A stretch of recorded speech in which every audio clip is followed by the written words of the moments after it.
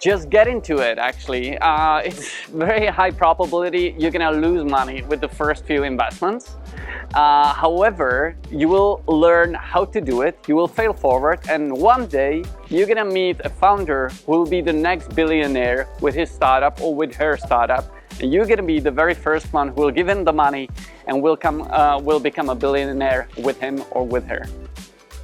I would tell them that start doing it with the notion that they keep in their mind that they how much they are going to invest and what brackets they will do it, and what are the basic rules. Of course you can break it, but they have to have the fundamentals in their mind, but they let's just do it. It's a great thing to you and to the companies.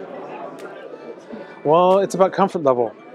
You got to feel comfortable with where you're investing, how much you're investing, and you know who you're investing with.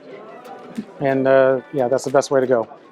Definitely don't invest money what you would miss.